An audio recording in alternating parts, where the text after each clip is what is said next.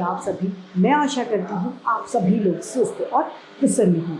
आज हम हमारा पाठ हम भी सीखें को पढ़ेंगे और समझेंगे।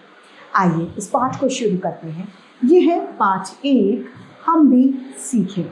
इस पाठ में बताया गया है कि हमें दिए जाने वाले जो अनमोल उपहार हैं, अमूल्य, जिनका कोई मूल्य नहीं है, उनका वर्णन किया गया है जो प्रकृति से हमें मिले हैं।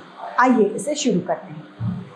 देश हमें देता है सब कुछ, हम भी तो कुछ देना सीखें।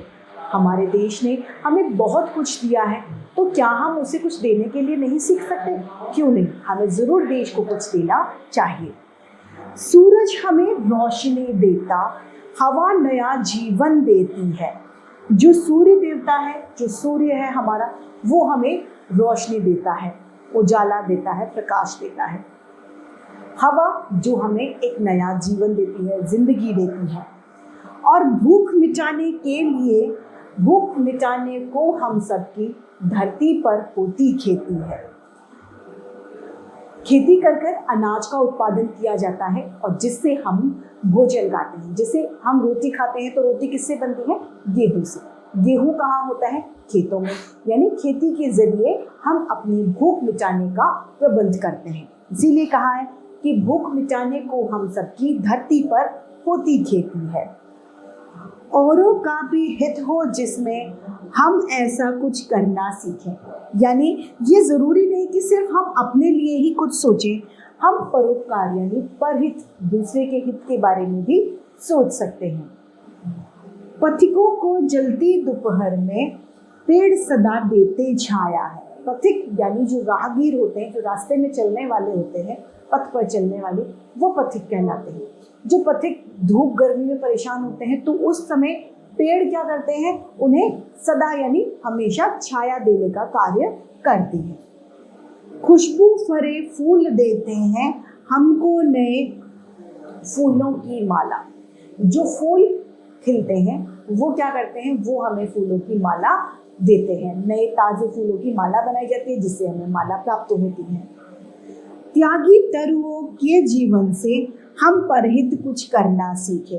त्यागी यानी पेड़ क्या करता है? त्याग करता है। तरुओं यानी पेड़ों। पेड़ अपना फल खुद नहीं खाता, पेड़ अपनी छाया का खुद यूज नहीं करता, खुद प्रयोग नहीं करता।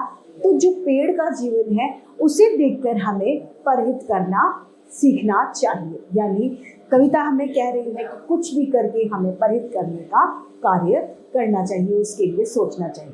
आइए इस सुंदर सी कविता को फिर से दोहरा लें।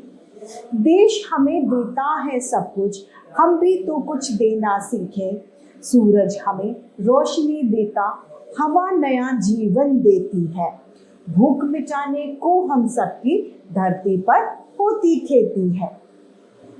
औरों का भी हित हो जिसमें हम ऐसा कुछ करना सीखें।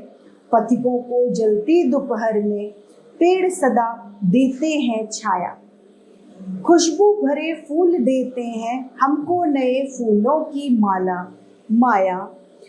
त्यागी तरुओं के जीवन से हम परहित कुछ करना सीखें।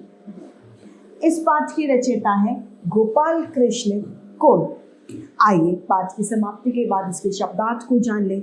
जीवन अर्थात जिंदगी, हित अर्थात भलाई, पथिक अर्थात राहगीर, सदा अर्थात हमेशा, माया अर्थात खजाना, त्यागी अर्थात त्याग करने वाला और तरु अर्थात पेड़। तो इसी के साथ हमारा ये पाठ समाप्त होता है और उम्मीद करती हूँ सभी को ये पाठ भली-भांति रूप से समझ में आया होगा। आज के लिए इतना ही, फिर मिलते हैं। धन्यवाद।